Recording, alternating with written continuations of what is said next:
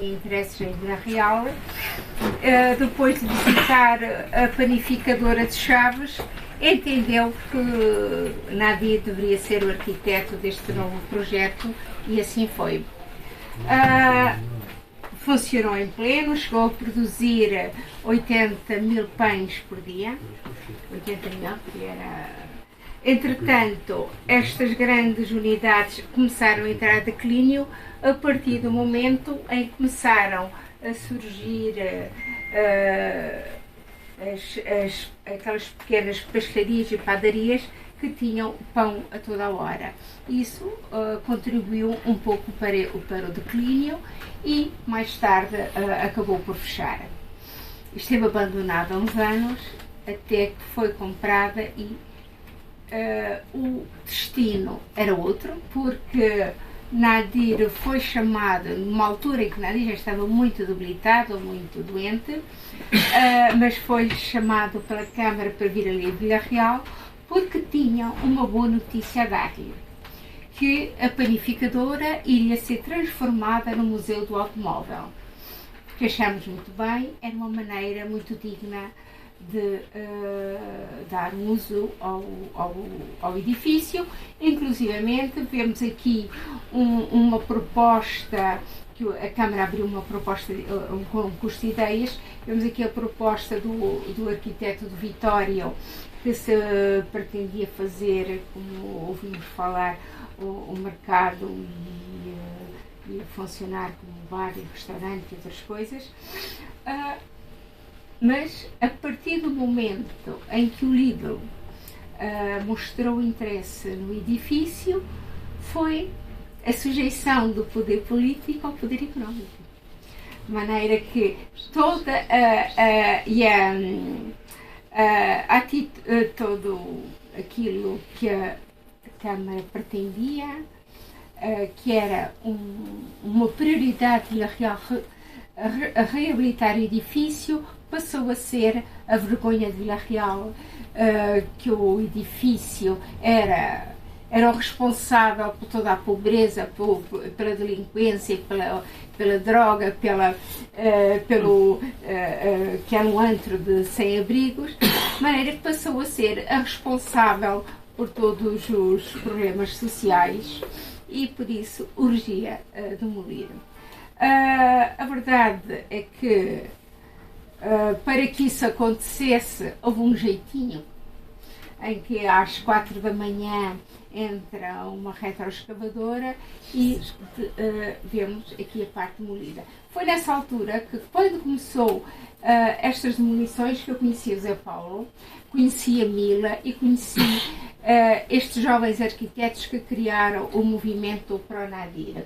O Zé Paulo todos os dias passava por lá e filmava umas coisas que deu este filme que nós aqui vemos.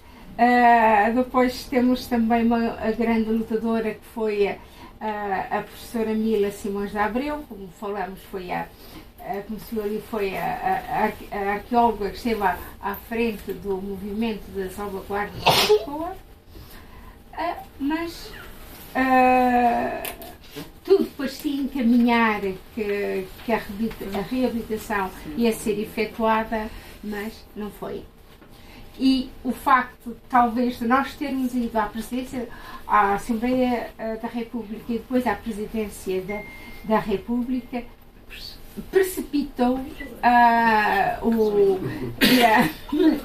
a demolição, porque de repente, passado 3 ou 4 dias de irmos à presidência da República, começa a demolir às 6 da manhã. Desculpa, às 6 da tarde. De fevereiro, que era noite, era início. De maneira que... Também há a curiosidade das máscaras, não é? Sim, depois as máscaras, nós estávamos ali com as máscaras e ainda não era do Covid, era por causa do amianto, porque andavam a retirar aquelas placas de amianto sem qualquer proteção. Era a própria professora Mila que dizia: vão-se proteger, porque foi lá várias vezes a polícia que a toda hora ia identificar a professora Mila como se ela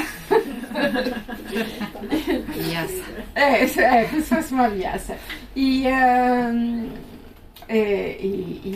foi, acho que Vila Real perdeu, tanto mais que depois viemos a saber que estava previsto ser um museu do automóvel porque havia uma coleção fabulosa de automóveis antigos que iriam ser lá depositados.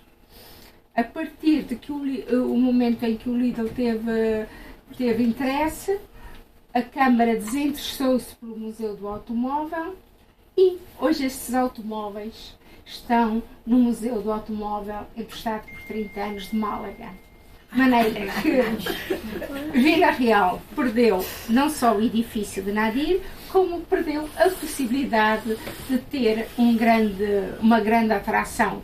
Porque, por exemplo, nós todos sabemos que os museus do automóvel têm um número muito grande de visitas, que até não é preciso ir muito longe, porque aqui o próprio Museu do Caramulo, a parte automóvel, tem muito mais visitantes que até do que a parte da arte.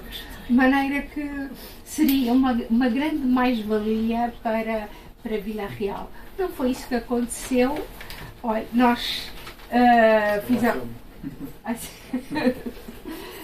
temos o filme do Zé Paulo. Também publicamos um livro onde reunimos toda a documentação. Portanto, é um livro que é um documento. Toda a documentação, desde que o projeto entrou na Câmara, ou melhor, desde que houve as primeiras reuniões para a concretização, porque aquilo foi começou por ser um conjunto de pequenos padeiros, pequenas fabriquetas que fizeram este grande edifício e devemos dizer que nós tivemos 4 reuniões com o Lidl, propusemos que o edifício se deveria manter, se entendessem que deveria,